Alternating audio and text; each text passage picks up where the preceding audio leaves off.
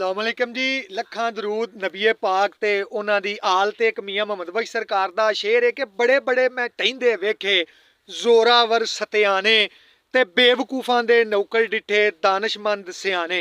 पहिलियां दौरां दे जेह्ड़े कोई बादशाह हुंदे सन ना, ਉਹ ਅਸਲ ਵਿੱਚ ਬੇਵਕੂਫ ਹੀ ਹੁੰਦੇ ਸਨ। ਇਹ ਵਜ਼ੀਰ ਹੀ ਉਹਨਾਂ ਦਾ ਸਾਰਾ ਸਿਸਟਮ ਚਲਾਉਂਦੇ ਸਨ। ਉਹ ਕੋਈ ਬਾਦਸ਼ਾਹ ਰਾਤ ਨੂੰ ਮਹੱਲ ਦੀ ਛੱਤ ਤੇ ਚੜਿਆ ਨਾ, ਉਹਨੂੰ ਗਿੱਦੜਾਂ ਦੀਆਂ ਕੂਕਾਂ ਚੀਕਾਂ ਆਵਾਜ਼ਾਂ ਸੁਣਾਈ ਦਿੱਤੀਆਂ।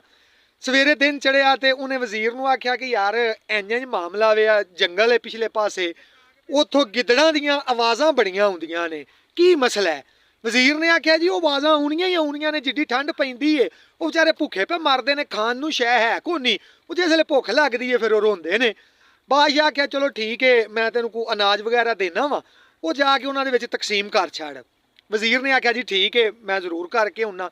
ਉਹ ਬਾਦਸ਼ਾਹ ਨੇ ਕੁਛ ਚਨੇ ਚੌਲ ਕਨੈਕਸ਼ਨ ਅਨਾਜ ਦਿੱਤਾ।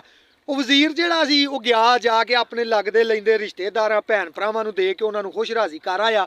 ਰਾਤ ਪਈ ਤੇ ਗਿੱਦੜ ਫੇਰ ਕੂਕਾਂ ਮਾਰਨ। ਅਗਲੇ ਦਿਨ ਫੇਰ ਬਾਦਸ਼ਾਹ ਨੇ ਪੁੱਛਿਆ ਕਿ ਉਹ ਕੀ ਰਾਤੀ ਉਹ ਕੱਲ ਦੇ ਕੇ ਨਹੀਂ ਆਇਆ, ਰਾਤੀ ਫੇਰ ਉਹ ਰੋਂਦੇ ਸਨ ਪੈ। ਵਜ਼ੀਰ ਨੇ ਆਖਿਆ ਬਾਦਸ਼ਾਹ ਜੀ ਮੈਂ ਦੇ ਕੇ ਆਇਆ ਸਾਂ, ਉਹ ਆਂਦੇ ਸਨ ਸਾਨੂੰ ਬਿਸਤਰੇ ਵੀ ਦਿਓ, ਸਾਨੂੰ ਠੰਡ ਲੱਗਦੀ ਏ, ਹੁਣ ਤੇ ਉਹ ਬਿਸਤਰਿਆਂ ਸਦਕਾ ਪੈ ਰੋਂਦੇ ਨੇ। ਬਾਦਸ਼ਾਹ ਆਖਿਆ ਕੋਈ ਗੱਲ ਨਹੀਂ, ਸਵੇਰੇ ਬਿਸਤਰੇ ਵੀ ਇਹਨਾਂ ਨੂੰ ਦੇ ਕੇ ਆ।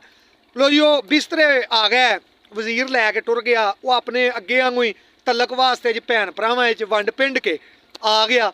ਫੇਰ ਰਾਤ ਪਈ, ਦਿਨ ਚੜਿਆ। ਬਾਦਸ਼ਾਹ ਨੇ ਫੇਰ ਉਹਨੂੰ ਆਖਿਆ ਕਿ ਰਾਤੀ ਮੈਂ ਫੇਰ ਛੱਤ ਤੇ ਚੜਿਆ ਸਾਂ। ਉਹ ਫੇਰ ਉਹ ਕੂਕਾਂ ਤੇ ਚੀਕਾਂ ਗਿੱਦੜਾਂ ਦੀਆਂ ਜਿਹੜੀਆਂ ਨੇ ਉਵੇਂ ਹੀ ਸੁਣਾਈ ਦਿੰਦੀਆਂ ਸਨ ਪਈਆਂ।